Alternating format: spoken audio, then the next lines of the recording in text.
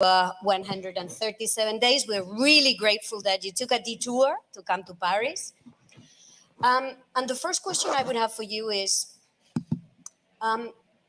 we look at India and we see a country whose economy is growing, a country which creates technology, that innovates, but also a country with millions of people still in extreme poverty. So what is it that needs to be done to make sure that all these citizens are not left behind, that they also enjoy the benefits of this global progress? I mean, that's a very complicated question. First of all, thank you for having me here. It's an honor to be here. I'd rather be sitting there, frankly, but I don't have that choice anymore. Thank you for your time. India in our constitution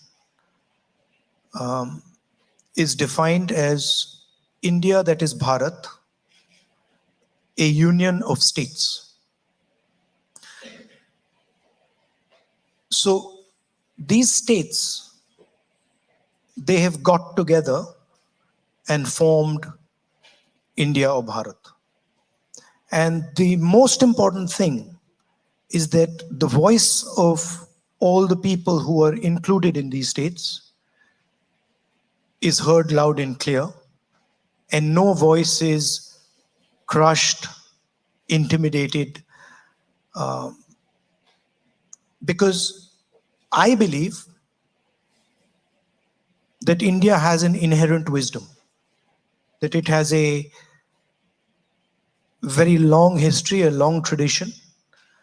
And my experience has been that regardless of whether people are poor or rich, they have a sense of what India should be doing and where it should be going. So to me, the first step is protecting that voice and making sure that the institutions, the structures that protect that voice are working and are defended. That's where the whole thing begins. And I state that because when we use words like democracy, what we're actually talking about is the voice of people. And listening effectively to that voice, allowing that voice expression is central to any success. And we've experienced that pretty much everything that we've achieved so far, whether it is our economic growth, our ability to manage our differences, the bedrock of it is this idea that we protect the voice of all our people. And our leader, Mahatma Gandhi, said it best when he said that the most important voice is the one that's last in the line. It's the most difficult voice to protect. And a nation that is doing that will succeed. Wow. I was quite impressed by that answer and the link that you make to democracy. There is at the moment a big international gathering taking place in India. It's called the G20. So on which side is India in international relations? At the end of the day, this is also a place where we study international affairs, right? So on whose side is India? There was a leader in India once, and they were asked, on whose side are you? Do you lean left or do you lean right? And she said, no, we stand straight in the middle. So I don't, when you're dealing with a country the size of India, we have to have relationships with multiple different countries. And I think it's a simplification to say, whose side are you on? The blunt answer to that is we are on our own side. And as a nation, we act in our interest. And we do whatever suits us with regards to our interest. I don't think, it's so black and white. Are you on this person's side or are you on that person's side? For a large country like ours, it becomes very difficult to come up with an answer for that. But we do have a strong view that voice and democracy are important. I'm sure many of my friends from India will understand this.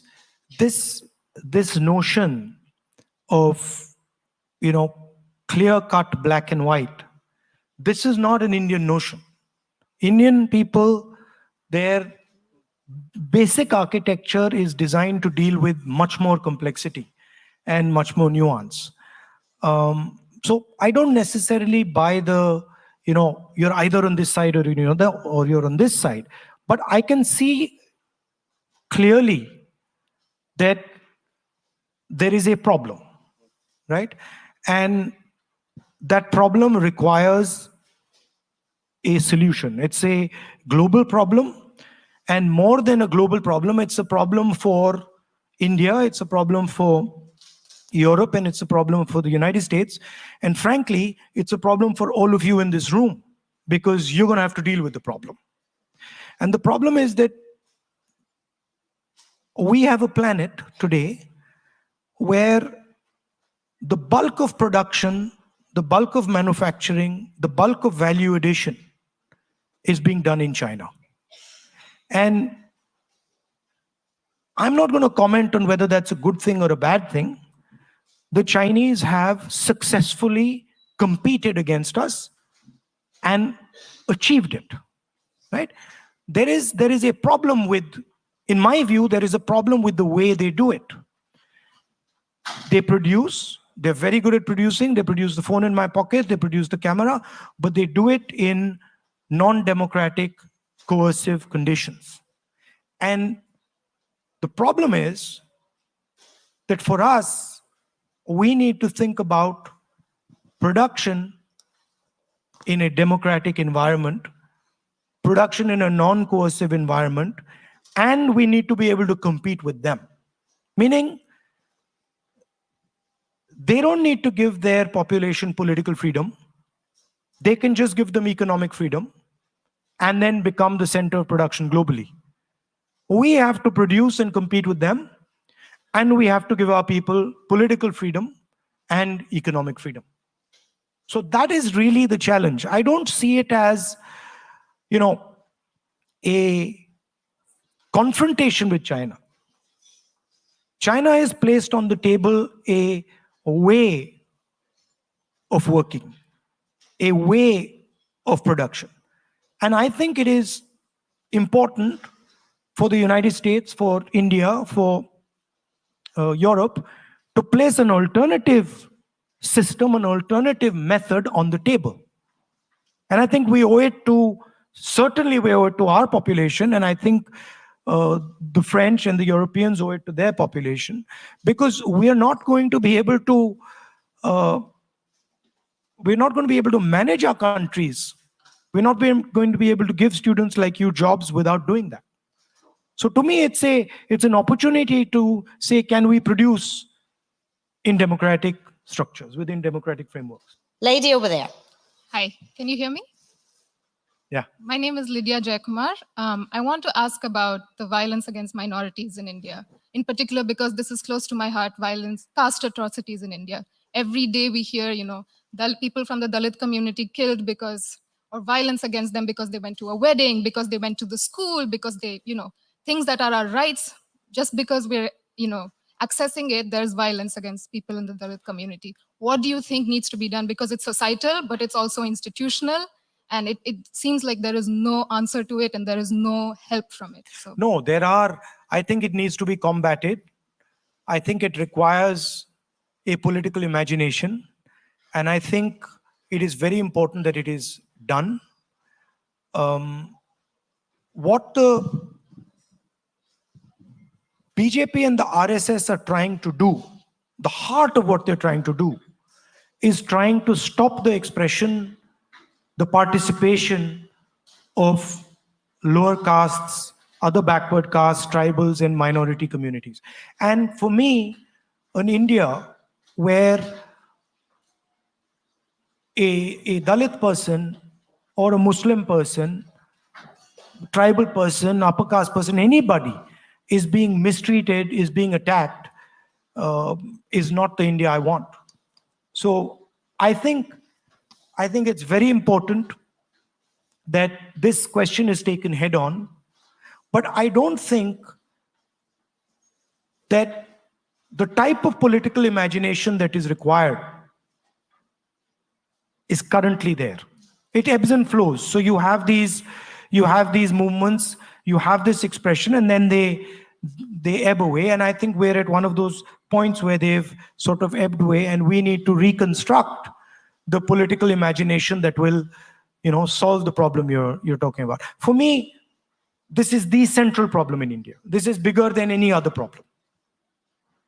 Thank you. Gentleman over there. Hi, thank you for the conversation. My name is Tanishq Saha, and I guess I had a question related to a term you used earlier on in the speech, Bharat. And there is a lot of discussion going around social media right now with a potential renaming, rebranding, whatever you might call it. But does this kind of change of a more popular name? We all know India has been named Bharat since its inception, but is there a point or some value to be derived in changing this name in the international perspective, in the weight we can bring to discussions, to be on our own side as you speak? Well, the Constitution actually uses both names, right? So the line in the Constitution is the line I started with. India, that is Bharat, is a union of states. So I don't really see a problem there. Both words are perfectly acceptable. But I think maybe we irritated the government a little bit because we named our coalition India, so that got them all heated up. And now they've decided to change the name of the country. I mean, you know how these things are. I mean, we could always give our coalition a second name as well. So, I don't think it'll solve the purpose. But people act in strange ways. What do you think about it?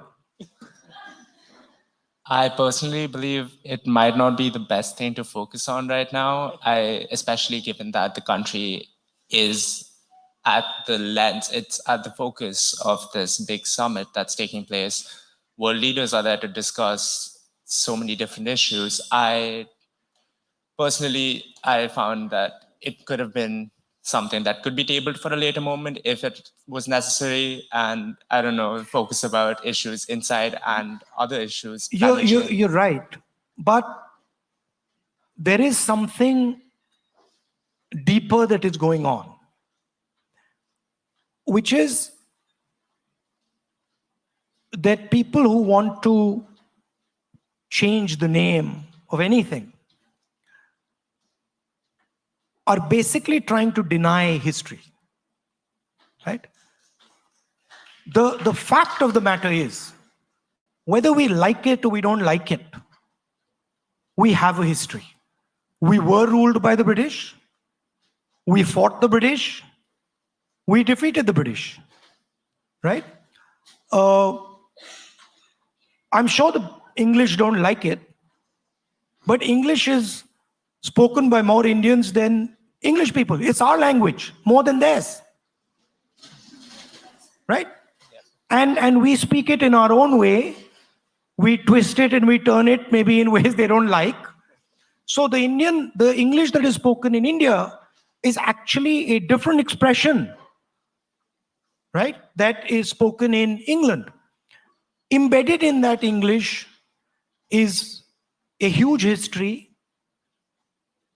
a lot of pain, a lot of happiness, imagination, struggle. Those things are embedded. And the people who want to change the name want to erase that. They don't want that the history of our country is known to our future generation. It disturbs them, right? I believe that we should accept our history. If we were ruled by the British for 100, 200 years, okay, we dealt with it, and let's move on. So it's a deeper question. Thank you. We're going to go up there. Hello, my name is Lydia Bilali. I am a student here at Sciences Po. And for the past 3 months, I've been interning as a research intern at the German Institute for Global and Area Studies on a project that focuses on the weaponization of anti-fake news laws in South and Southeast Asia. And I've been researching a lot of dozens and dozens of cases of journalists in India that have been targeted and silenced and punished by using the Indian Penal Code. So with this consideration, my question is double. So firstly, how can we continue justifying and saying that India is the largest and biggest democracy in the world? And two, what is the opposition doing to help these civil society members? Thank you. I mean, I walked across the country 4,000 kilometers to raise some of these issues. What you're saying is absolutely correct.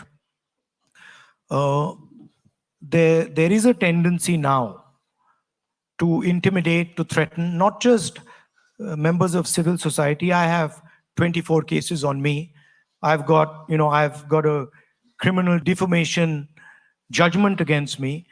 The first time in Indian history that somebody has been given the maximum sentence for criminal defamation. Very convenient that I needed the exact number of days that they gave me to be disqualified. So we are dealing with this issue. The democratic expression is deeply embedded in India. And the fight to keep the democratic structure of India alive is ongoing and very vibrant. We are part of that fight. Now, when that fight is over, if that fight is over, and the other side wins, then I would agree with you. But that has not happened yet, and I do not think it's going to happen. We are going through a process. We are going through turbulence in our democratic structure, and there are millions of people, I'm sure many, many youngsters in this room, who really believe in that democratic structure and are going to defend it with everything that they've got. So it's a fight, and I think it's also an opportunity to rethink and to reimagine our country. There are many things that can do with improvement. And I think this is an opportunity, this is a test that many countries go through. And I think we'll come out just fine in this test. Gentleman up. Hi there, yes. So I am a master in social policy here at Sciences Po. While it might not quite look it, I'm actually also part Indian. And over this past few years, it's been particularly scary to see many of my friends and family members back in India become radicalized by Hindu nationalist rhetoric. My question to you is, if your coalition gets elected, where exactly do you see yourself placing the role of Hinduism in a post-BJP India? And how concretely do you propose dismantling or perhaps even transforming the legacy of a religious zeitgeist which has captured the hearts and minds of so many Indians today? Look, I've read the Gita. I've read a number of the Upanishads. I've read many Hindu books. There's nothing Hindu about what the BJP does. There's absolutely nothing Hindu about what they do. Right? I have not read anywhere in no Hindu book, from no learned Hindu person, have I ever heard that you should terrorize, harm people who are weaker than you. I've never read this. So this idea, this word, Hindu nationalists, this is a wrong word. They're not Hindu nationalists. They are nothing to do with Hinduism.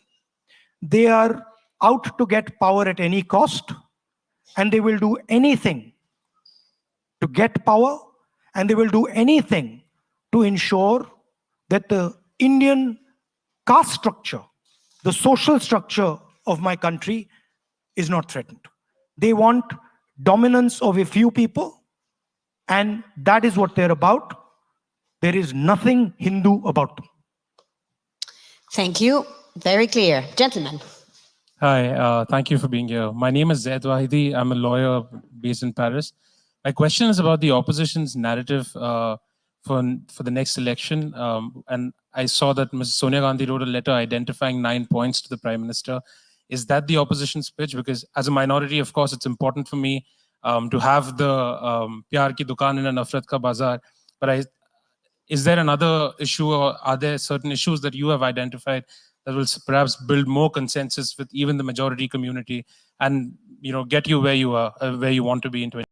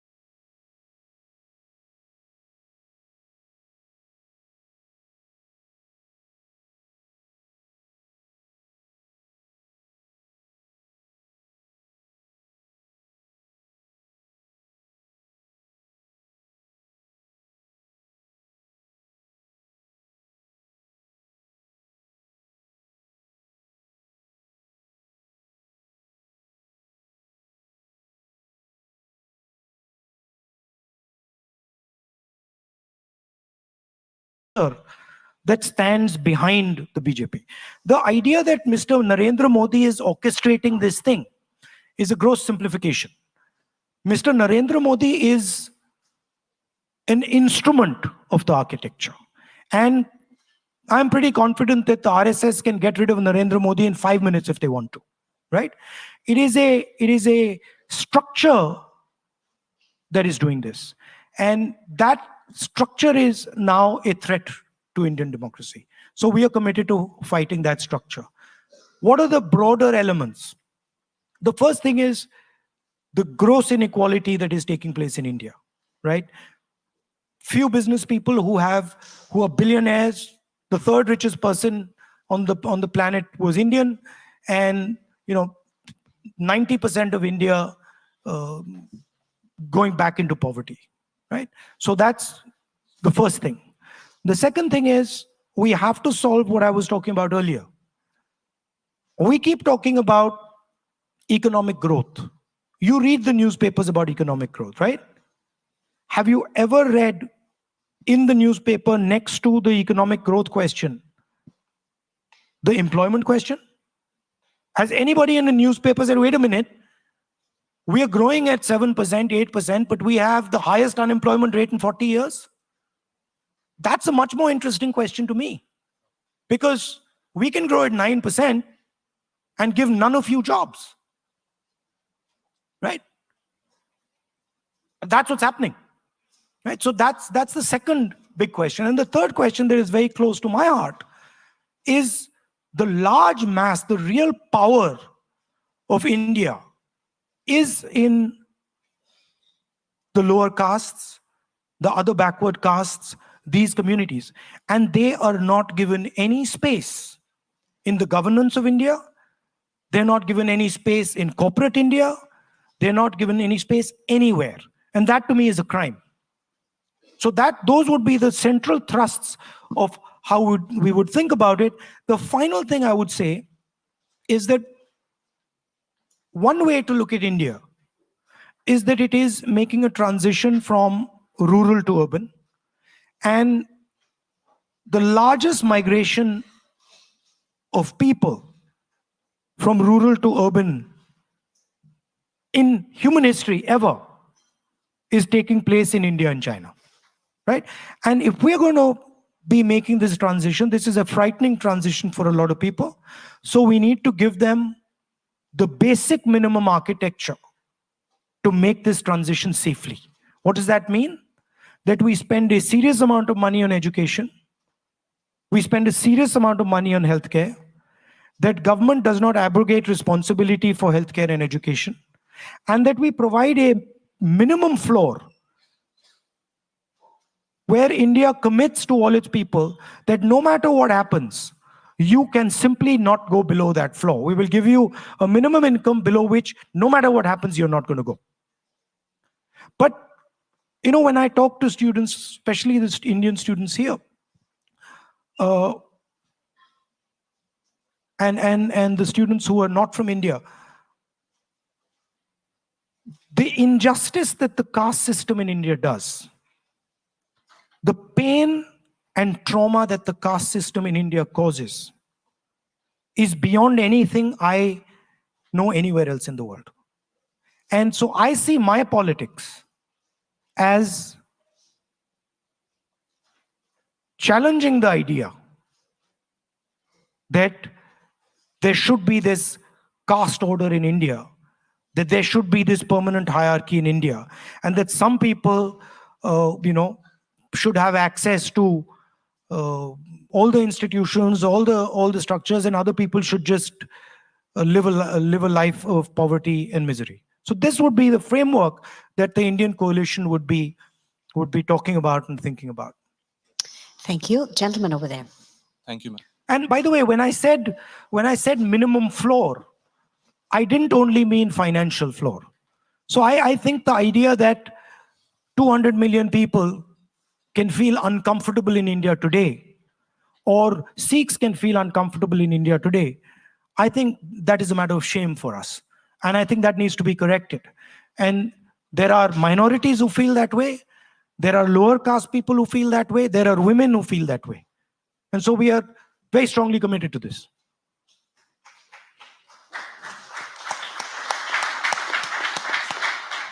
Good evening, Mr. Gandhi. My name is Prati Bhatt, and I'm a master's student from Social Policy and Social Innovation. As you already have answered partly my questions, I would try to keep it short. The place in Delhi which is being, where people are being mobilized in lieu of G20 is Badarpur, where you plan to go. The slum. G20. Yeah, okay. Where they've been, the slum. Yeah. You plan to go there, so I'm just like letting you know the name of the place. They'll be very annoyed with you, by the way. It's okay. It's okay. In all honesty and humility, I wish to ask you if there is a defined secularism or a future of defined secularism in the country. If the party comes to power in the next elections, how do you specifically counter the hate and the chest thumping that has happened in the past few years regarding religion and education?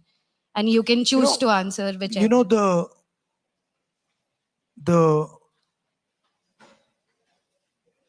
literally, if the Prime Minister tomorrow morning was to decide there would be no chest thumping and no violence in India, it would stop.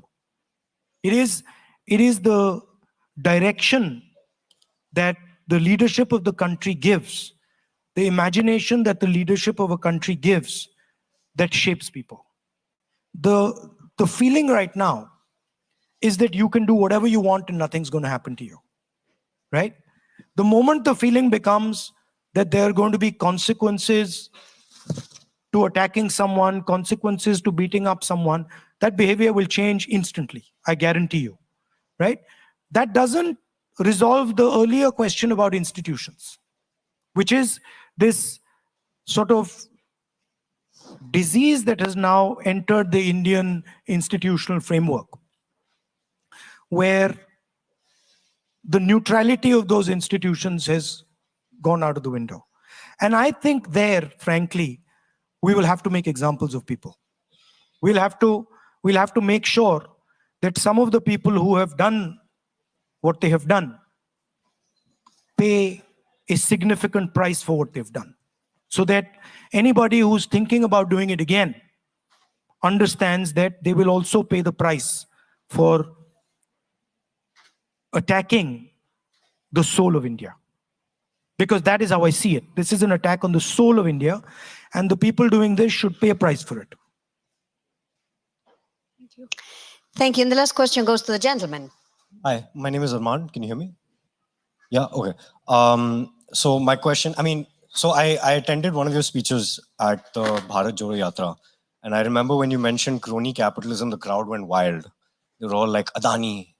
And so there's this feeling clearly on the ground that this kind of top-down development is happening, right, in India, economic development, where there is crony capitalism, like you said.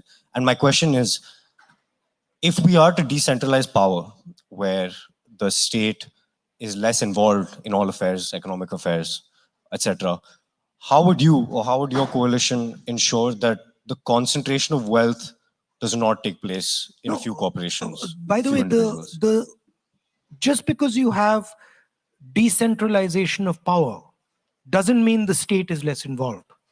The state is just involved at a different level, right? But the state is still involved. The center is not involved. So for example, if you go to Kerala, I'll give you an example. I'm the member of Parliament of Kerala. If I want to take any decision in my constituency, I have to speak to the local body people. I can't just as a member of parliament suddenly say, I now am deciding to do this. They'll come to me and say, how did you do that? You have to have a conversation with us. So it roots you very quickly because they can charge me a price. They can send me the bill, right? So decentralization does not mean that that the state is walking away. The state is just coming in a different level, right? So what was the second part of your question? So how would you ensure that, monopolies don't happen in India? Look, what you're having in India today with Mr. Adani is so blatant and it's completely so over the top, right? I don't think there's any other place where this is going on.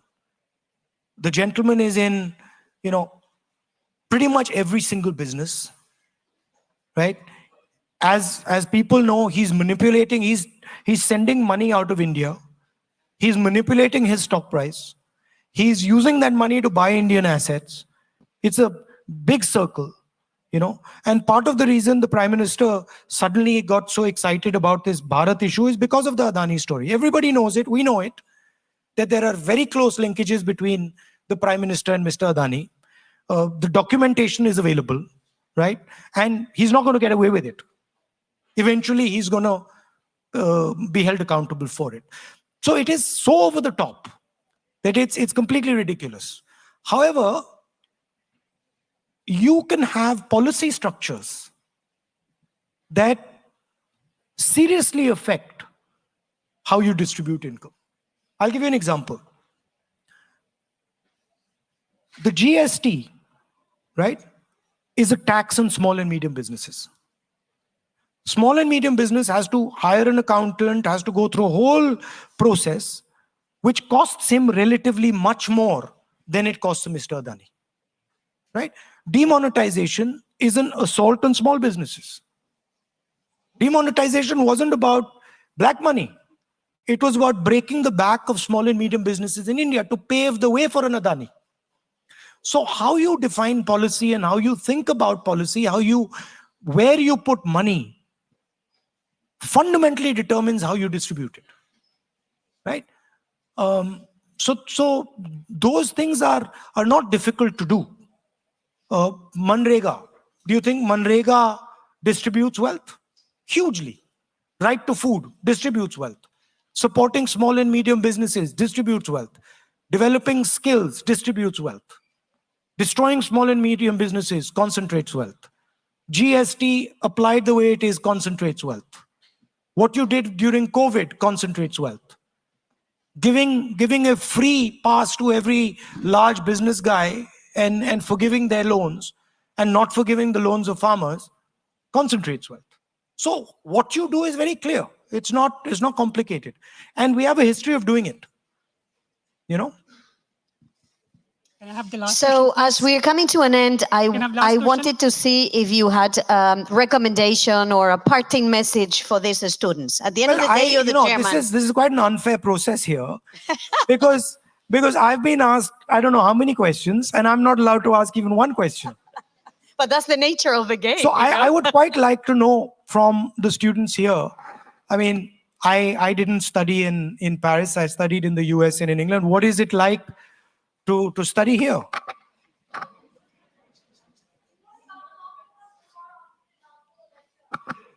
No, but I'm going for dinner this evening, I believe. You can come with us for dinner this evening. I would really ask you now to give a huge applause to our guest speaker.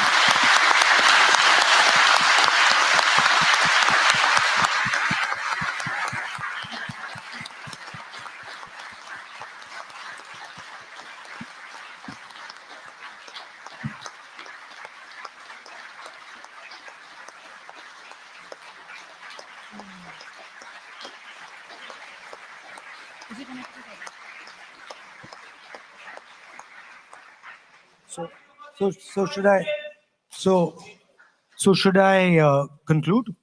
I think Do you want to know about riots? I think we have concluded, yes. I'll just say 2 words. Please. So just to finish and not to drag it on too long, I see a lot of Indian students here, and I also see a lot of French students, European students, and students from all over the world.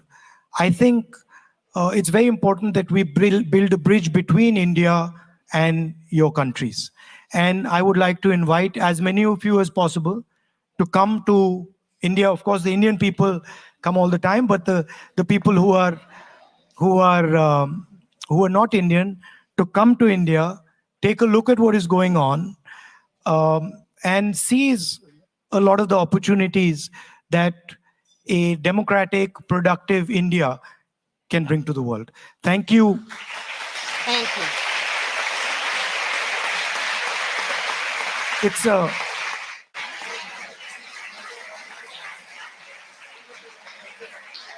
It's a chaotic and fun place. So do come. And if there's anything we can help you with, especially the Indian students, please let us know. I'm happy to come and try your restaurant with you if you want. Thank you.